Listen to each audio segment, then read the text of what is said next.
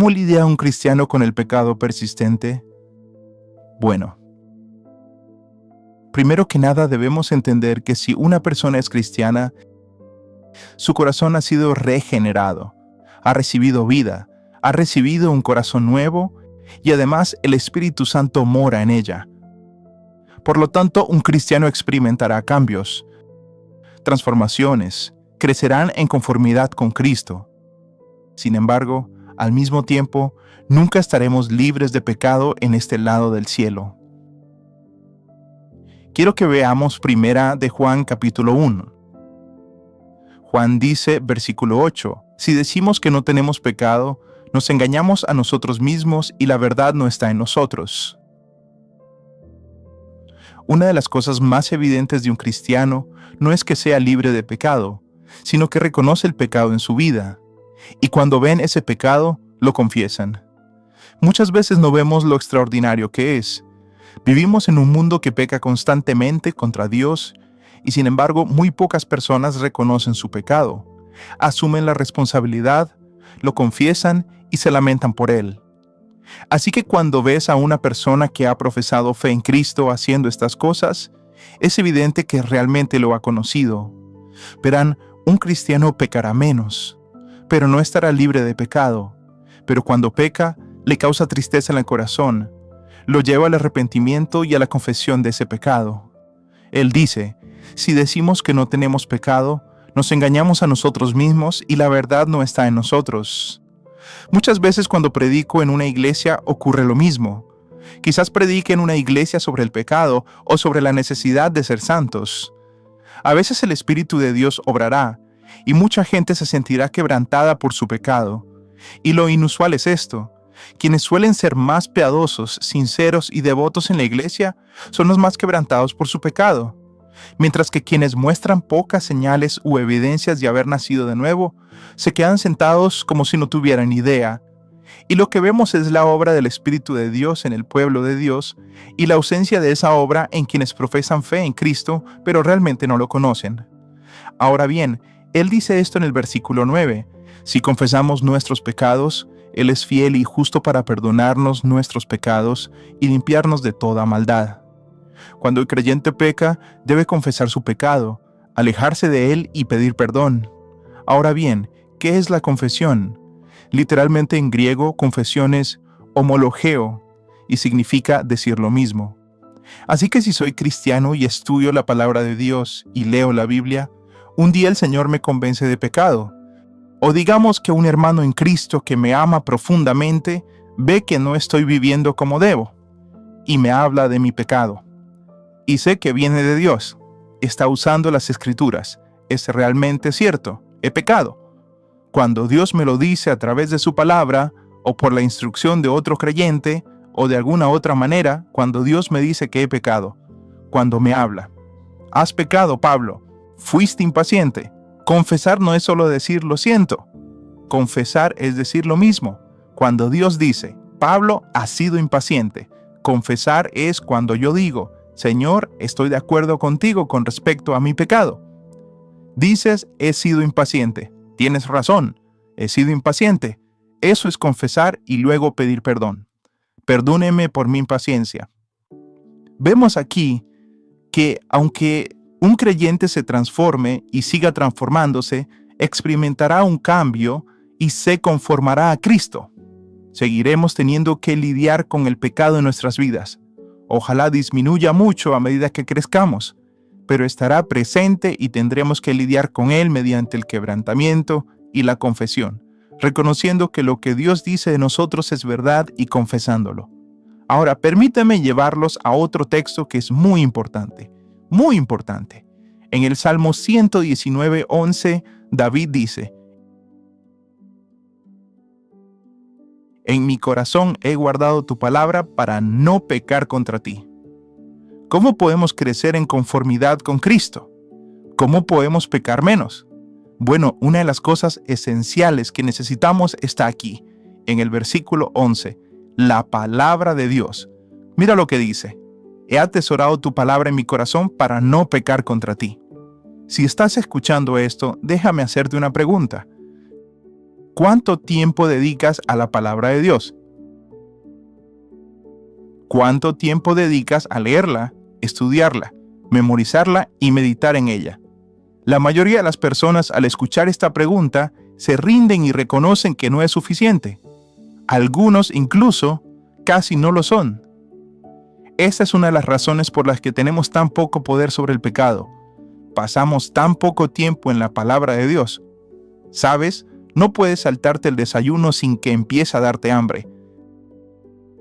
Te saltas el almuerzo, empiezas a sentirte débil. Te saltas el almuerzo, la cena y el desayuno. Es decir, te saltas comidas todo el día y al día siguiente probablemente incluso te sientas mal. Bueno, eso es una ilustración física de una realidad espiritual. Necesitas la palabra de Dios. A veces la gente viene a mí y dice, crecer es un gran misterio que nadie puede resolver. ¿Cómo podemos crecer? Y entonces les pregunto, bueno, ¿cuánto tiempo dedicas a la palabra de Dios? Y su respuesta suele ser, no puede ser tan sencillo.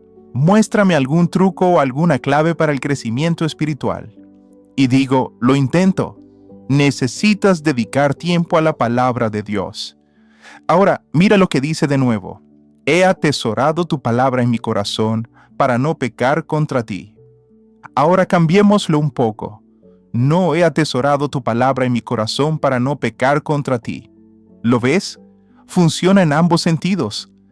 Si descuidas el estudio, la memorización y la meditación de las Escrituras, estás abriendo tu vida a cada vez menos conformidad y a cada vez más pecado. Ahora bien, cuando hablo de la Biblia y de estudiarla, ¿cómo deberías hacerlo? Bueno, no tengo la única manera de hacerlo, pero déjame decirte algo muy importante. La mayoría de la gente va de un lado a otro. Leen una porción de un libro y luego tal vez otro capítulo de otro, y van de un lado a otro, y nunca comprenden realmente el plan de Dios. Nunca ven el panorama completo. Recomiendo que, si nunca has leído el Nuevo Testamento, empieces por el libro de Mateo y leas hasta el Apocalipsis. Lo repitas varias veces y luego vayas al Antiguo Testamento. Empieza en Génesis y lee hasta el Apocalipsis. Y dedica el resto de tu vida a esa disciplina, ya sean 3, 4, 5 o 15 capítulos al día. Lo importante es que leas la Biblia sistemáticamente y empieces a ver cómo encajan todas las piezas. Empiezas a ver el panorama completo de Dios, su salvación y su voluntad. Muy importante. Ahora, quiero que vayamos al libro de Santiago por un momento y les mostraré algo que a menudo se pasa por alto, pero me ha sido muy útil en mi vida. El capítulo 1. Santiago habla de las pruebas, y después de hablar de las pruebas, Santiago se acerca y dice esto. Versículo 13. Que nadie diga cuando sea tentado que es Dios quien lo tienta, pues Dios no puede ser tentado por el mal, y Él mismo no tienta a nadie. Cuando me siento tentado a hacer algo, debo comprender, ante todo, que esto no proviene de Dios, no es conforme a su voluntad y no se conforma a su carácter. Necesito ver el pecado como lo que realmente es, algo que se opone a todo lo que Dios es y a todo lo que Él desea.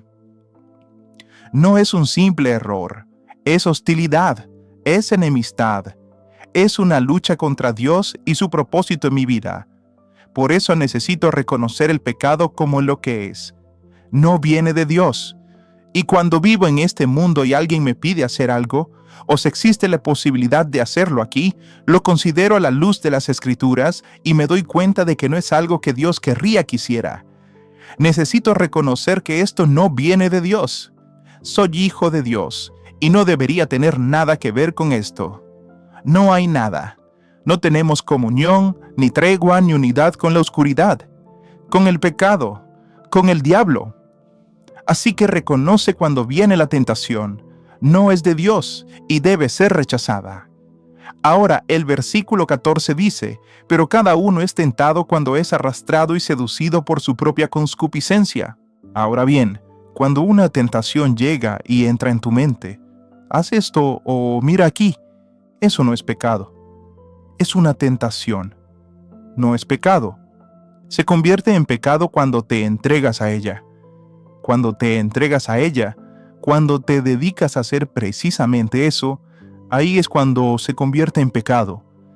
Pero cuando entra por primera vez en tu mente, observa eso. No, eso no es tentación. Pero esto es lo que necesitas entender. No puedes jugar con la tentación. No puedes jugar con el pecado. Te atrapará y te atrapará rápidamente. Si estás trabajando en el campo o en India o Pakistán y hay una cobra grande y tienes un machete en la mano y de repente esa cobra se alza, no puedes sentarte ahí y hablarle. No puedes razonar con él. Atacará en cuestión de 1 segundo o 2. Tienes que cortarle la cabeza o tienes que huir. Tienes que salir de ahí. No puedes jugar con él. ¿Cuántos niños conocemos, al menos en mi entorno, que han estado a mi lado durante mi vida, que se han sentado y han jugado con serpientes venenosas, pasándolo bien, y de repente se acercan demasiado, se vuelven demasiado descuidados? ¿Y qué pasa? La serpiente ataca. Cuando ves la tentación, cuando aparece, no juegues con ella, no medites en ella, no pienses en ella. Mátala. Aléjate de ella. Huye de ella. Se nos dice que huyamos de ciertos pecados. ¿Ves? ¿Recuerdas cuando Caín estaba muy enojado y Dios le dijo, el pecado está a la puerta y su deseo es poseerte? Necesitas darte cuenta de algo. El pecado es como una fiera, y cuando se acerca, te persigue, quiere devorarte, quiere destruirte. La Biblia dice que el diablo es como un león rugiente que busca a quien devorar, así que no juegues con esto. Córtalo de inmediato. Y aquí hay otra cosa muy importante sobre el pecado. No vayas a lugares donde pecar es fácil. Sabes, a veces he tenido que lidiar con hombres que se han convertido del alcoholismo y me preguntan qué debería hacer. Les dije que no vuelvan a los lugares que solían frecuentar, no se junten con los mismos tipos y no se acerquen a esas tabernas y lugares donde solían beber físicamente. Aléjense de ellos. Esto es muy importante en Internet y en otras cosas. Nunca te expongas a la tentación a solas. Construye guardias alrededor tuyo para protegerte. Debes reconocer lo débil que eres, lo fuerte que es el diablo y lo poderoso que puede ser el pecado y su lujuria. El versículo 15 dice, entonces cuando la lujuria ha concebido, da a luz el pecado. Y cuando el pecado se consuma, trae la muerte. Otra cosa que debes comprender sobre el pecado es que es mortal. Y dices, soy cristiano. Vale, tú eres cristiano. Sigue siendo mortal. ¿Cuántos hogares cristianos he visto destruidos por el pecado? ¿Cuántos ministerios cristianos ya no existen por culpa del pecado? ¿Cuántos hombres que han sido usados poderosamente por Dios para hacer grandes cosas y luego caen en el pecado y éste destruye todo lo que antes era bueno?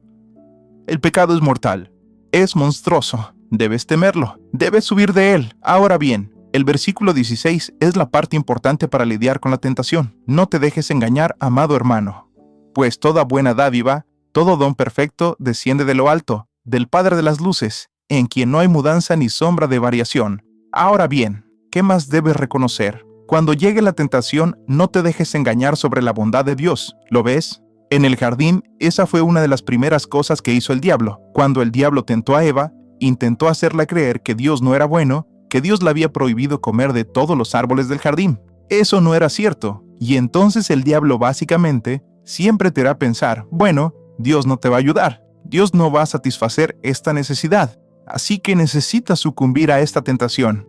Te ofrezco algo, porque Dios no te ofrece nada.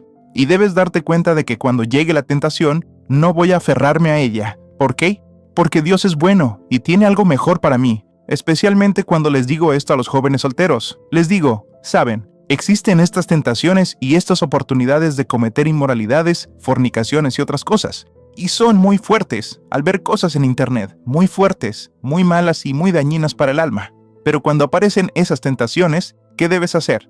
Reconoce que Dios es bueno, que tiene un plan, incluso para satisfacer tus deseos físicos. Tiene un plan justo y el diablo te ofrece un plan falso. Y cuando veas ese plan falso, debes rechazarlo, porque no es lo mejor para tu vida. No es bueno para tu vida. Necesitas esperar, porque Dios ha prometido darte lo bueno. Ahí es donde encuentro una de mis mayores fortalezas contra el pecado. Reconocer la bondad y la amabilidad de Dios. Cualquier tentación que venga es una falsificación de la bondad de Dios. Es como una manzana hermosa por fuera, pero llena de veneno por dentro. Pero todo lo que Dios da es bueno por fuera y por dentro. Es bueno de pies a cabeza. Así que, esas son algunas de las maneras en que lidiamos con la tentación. Pero usa un poco de sabiduría aquí. Si estás despierto 16 horas al día, estás en este mundo tras las líneas enemigas 16 horas al día. ¿Lo ves? Estás escuchando al mundo. Estás siendo influenciado por el mundo si no dedicas tiempo a la palabra de Dios. Abundantes cantidades de tiempo. Si no dedicas tiempo a la oración, si no pasas tiempo en la buena comunidad de una iglesia sólida con otros creyentes, podrás vencer. Y no busques a un evangelista televisivo que te toque la vida y te dé poder. No busques trucos tontos que no te ayudarán con el pecado. ¿Qué necesitas? Necesitas estudiar la palabra de Dios. Necesitas orar por fortaleza. Necesitas estar en la comunidad de una iglesia local muy fuerte, bajo la dirección de ancianos que se preocupen por tu alma y que prediquen la exposición de la palabra de Dios. Eso es lo que necesitas. Muy bien, que Dios te bendiga.